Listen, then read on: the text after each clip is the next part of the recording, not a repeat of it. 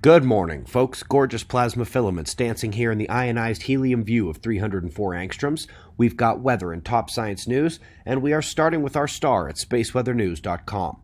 The last day on the sun was dominated by coronal holes. Their solar wind is due at Earth within the next 24 to 36 hours, and the next coronal hole coming is now visible on the south on the left.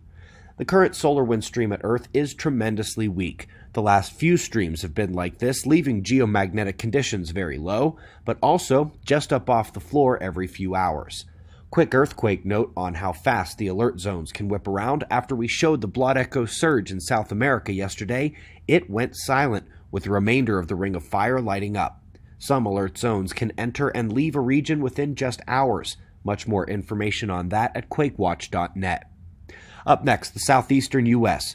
Tornadoes tore through the country yesterday morning and into the afternoon and evening hours. Multiple events, with others just being strong wind events, and as of this morning, there's really no way to tell the total damage or number dead, as some twisters marched dozens of miles on the ground.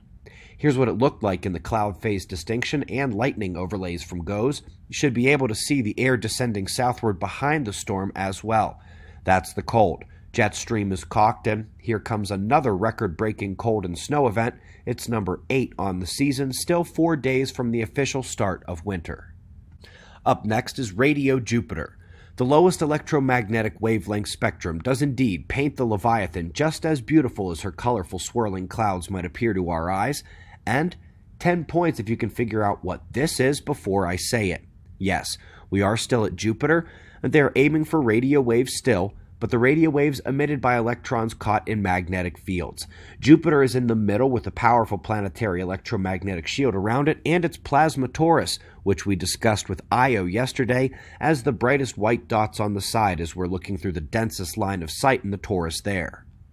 Scaling up to the jet effects, at galactic scale of the torus jet model, and of course, thanks to 3 of the national labs, we know those are magnetically driven too, NGC 1175 has a central X, just like many galaxies we see, and even the Milky Way. Playing with the light here to reveal the structure, which not only has an invisible vertical component blasting away from the poles, but the transition from poloidal fields to toroidal fields is what looks like diamonds on either side. They do indeed wrap all the way around, and once more we're just seeing the thickest points from our perspective. And speaking of perspective, the newest UV technology is able to peer through the ever-before obscuring deep space dust to pick out brand new stars in super old galaxies, some up to 100 times the mass of the Milky Way. Generations of stars interspersed together. And now we're going towards the center of our own galaxy and focusing on the visible and infrared wavelengths. They have discovered an ancient starburst in the Milky Way that surged star formation to 100 solar masses a year, whereas we're currently standing around 1 or 2 in the Milky Way now. One of the best things they do in the article and videos is compare the wavelength views. So for example, if this is what we'd be lucky to see with our eyes or the previous generation scopes, the gorgeous colors of dust and gases re-emitting photoionization energy from the surrounding stars shines brightest in that infrared view. And they went ahead and tossed the new Vista image on there for the same region so that we can understand that just because our eyes see the visible wavelengths doesn't mean we see them that well. Last but not least, icing on the cake. Not only does space weather from host stars present a habitability risk for many exoplanets, but the key aspects might be the atmospheric thickness and the strength of the planetary magnetic field rather than a simple function of their distance from the star, what they call the habitable zone. And folks, this reminds us that when Earth loses its shield, things get somewhat uninhabitable around this planet. This topic was one I nervously got into initially via emails and published pieces, with a Harvard professor claiming the magnetic reversals of Earth were no big deal, and he got it published in the Astrophysical Journal.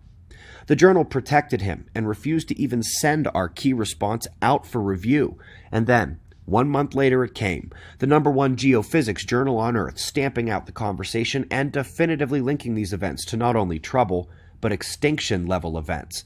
The lead author, James Channel, earned an entire episode of Earth Catastrophe Cycle for the great interview he was kind enough to do with us, and of course, the #1 geophysics journal on Earth was enough, but it's nice to see the same magnetospheric habitability concept once again here.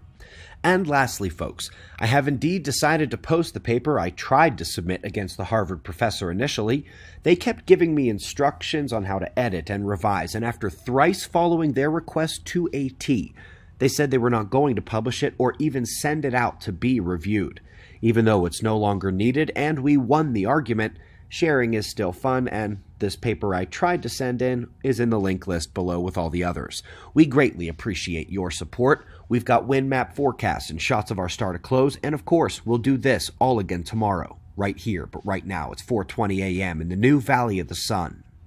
Eyes open, no fear. Be safe, everyone.